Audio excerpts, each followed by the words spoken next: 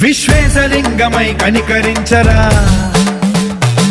విధి లిఖితమునిక పరపర చరివి అమృతమి కురిపించరా రామేశలింగమై మహిమ చూపరా